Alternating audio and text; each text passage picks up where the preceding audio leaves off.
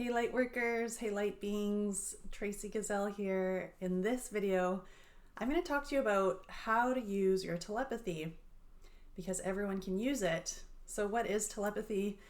Well, it's kind of understood as talking to someone using your mind, right? Using your thoughts to talk to somebody else's thoughts without ever speaking.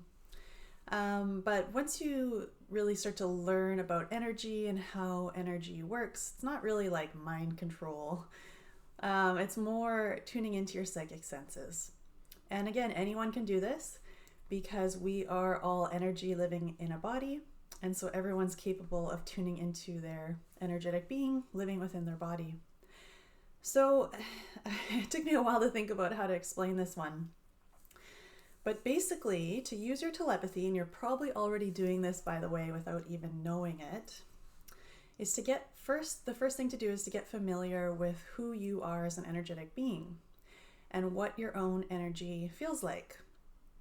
And the best way I know how to do this is through meditation or doing something where you sit in quiet and in stillness.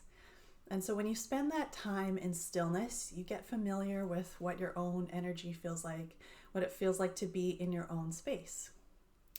Once you have that, from there, you're able to communicate from your own energetic being to other energetic beings. And so this can be other people, right? Other energetic beings living in a body. This can be animals.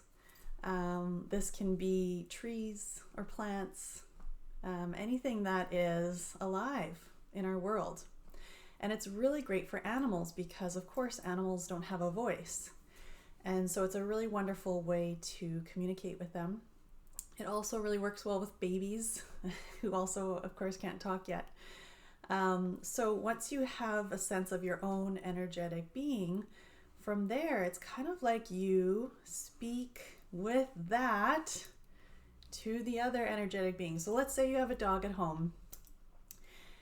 And if you got really quiet and kind of focused on yourself and your own energetic space, and from that space, you just sent out a hello. You can try it right now. Just send out a hello. One of my teachers used to call this a spiritual hello. So you send out this spiritual hello. And if you have your dog at home or your pet, you send it to them. And I'm covering a lot of ground in a short period of time here, so bear with me. So if you have a pet at home, every single being who's made up of energy has their own unique vibrational signature. There is no one else in the entire universe who has the same energetic makeup that you do. It's what makes you unique.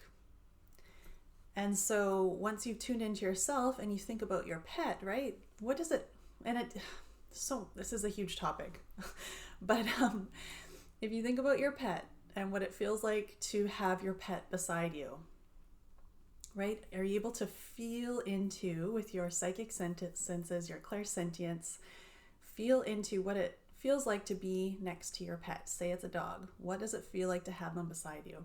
And if you're able to tune into that, some people will be able to, some people won't, depending on your clairsentience abilities. That is their energetic signature. And that's where you send the hello to, right? So again, if we go back to my energy and I send an energetic hello to my dog, and then sometimes when you play with this, you'll get something back too. And again, it always comes back to being quiet and being still and creating space to send these messages and also to receive them. Because when we stay so busy all the time, running around, doing so much, focusing on other people, making sure everyone's happy, being a people pleaser, doing all the things that empaths do, we don't create the time and space to do fun things like this. So it's really about creating time and space and quiet to do this. So I encourage you, if you have a pet at home, to practice. Again, it's fun with babies. If you have a baby in your life or a baby in your family, you can start to practice just sending like a one-word message over and then see if you get anything back. It helps when you look in their eyes as well to really create that connection. And again, you can do this with plants. You can do this with trees. If you have house plants around, I've got some behind me. I started to do this and play around, and I had a plant I was struggling with. He just wasn't healthy. And I asked him what he needed, and he told me exactly what he needed, how much water and when, and then we were able to get him back to feeling good. So play around with this because you're capable of doing this. You can call it telepathy if you want, or you can call it talking to energy. It doesn't really matter. Again, we're trying to give a label, a form to the formless, and it doesn't always work out because the two worlds don't always perfectly sit on top of each other. But play around, give this a try. Drop a note in the comments below. Let me know who are you going to practice on. Is it a pet? Is it going to be a plant, a family member? Just, yeah, let me know. Drop a note in the comments below. How are you going to play with this? Or maybe you've already been doing it. I've heard from quite a few of you that you've already been doing this. So who have you already been connecting with? Let me know. Don't forget to like this video, subscribe if you haven't already, and share this out to others who would enjoy this. So take care. Thanks for watching. I'll see you in the next one.